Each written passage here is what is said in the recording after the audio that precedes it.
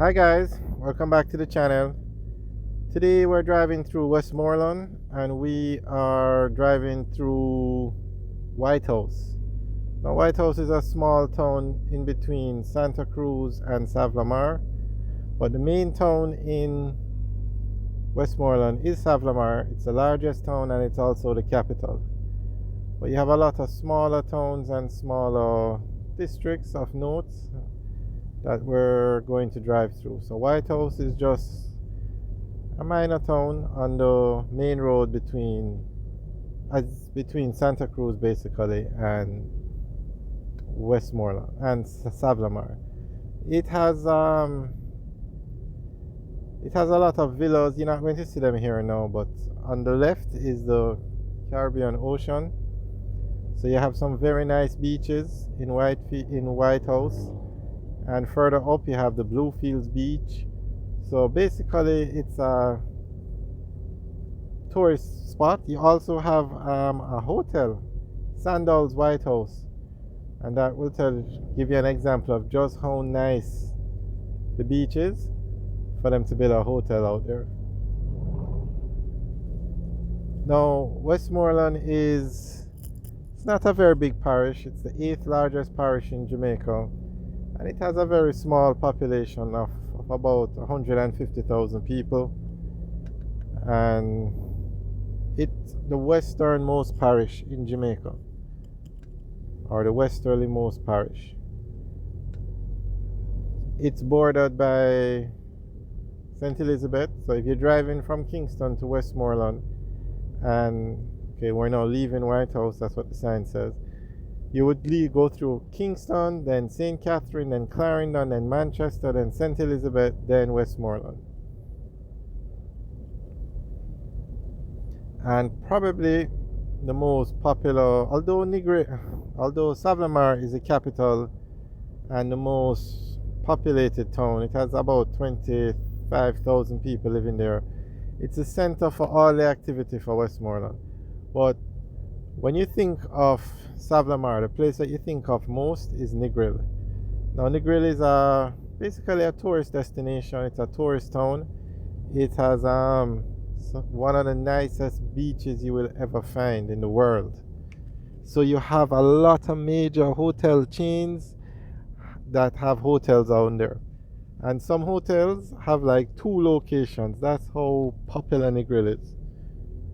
And ironically, as popular as Negril is, there is no international airport in Westmoreland, and there is no cruise ship pier in Westmoreland. But those facilities are in Montego Bay, which is the second city.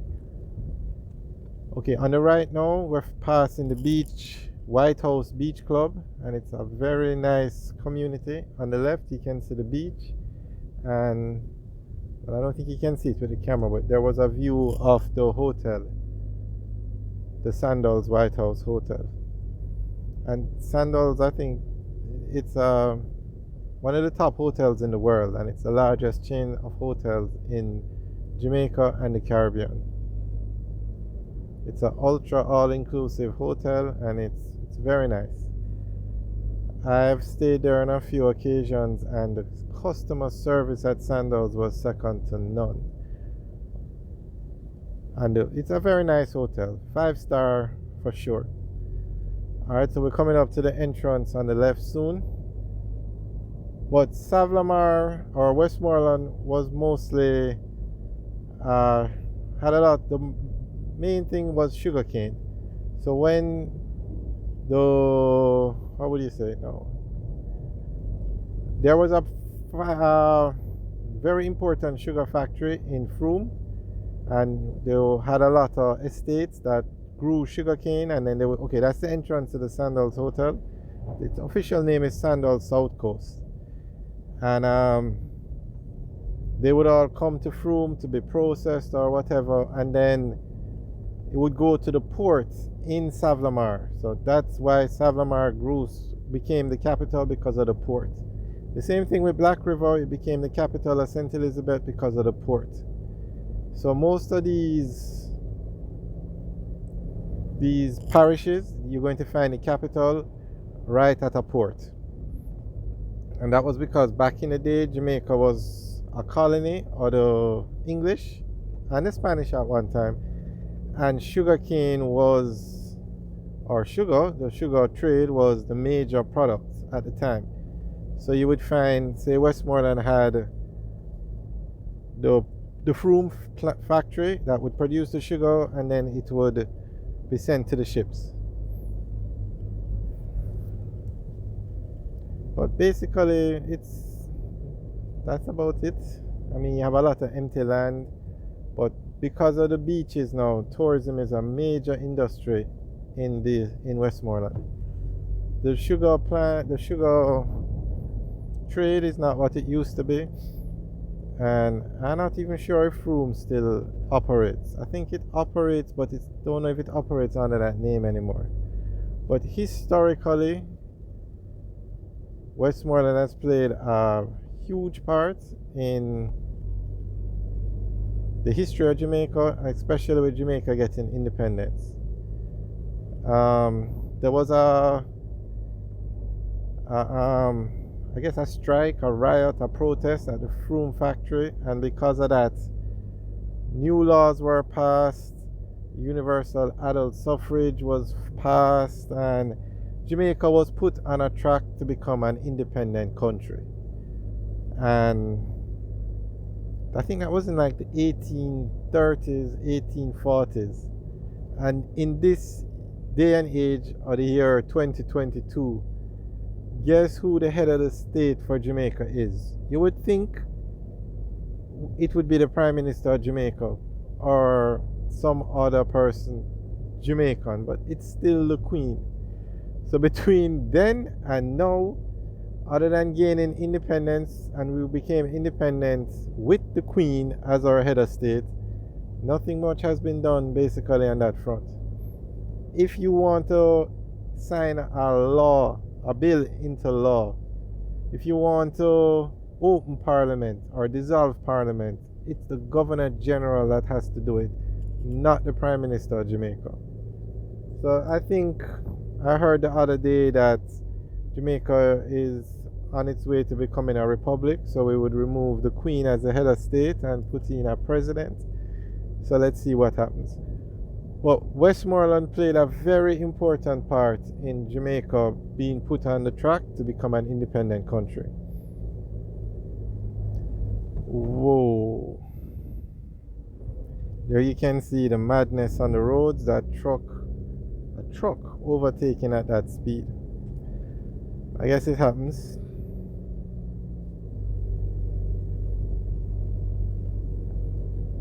And now Jamaica has a population of about 3 million people. So when you factor in Westmoreland's population of 150,000 people, and out of that probably 125,000 live in the capital, Savlamar, you can see why you have so much. It's not the parish hasn't been fully developed to its full potential yet. So that's why you find a lot of how would you say, empty space. Like we've been driving and all you see on either side is bush, or I should say non-developed land. But we soon get to a place called Bluefields, and there are a lot of villas, and Bluefields is a very nice beach, and because of the beach you have a lot of villas and things around it.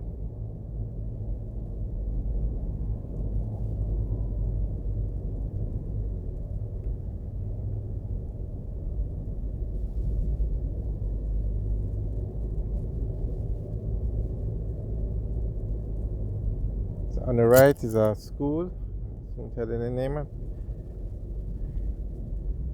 think it's a Belmont. What is it? Yeah, Belmont Academy. Alright, so we're now entering into the Bluefields area. So you're going to see a lot of restaurants and basically tourism stuff, because I don't think the camera can pick it up, but it's a very nice beach. Beautiful beach over there.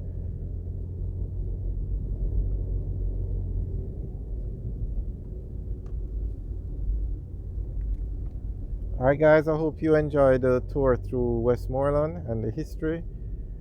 Remember to like, share, and subscribe. Have a good day.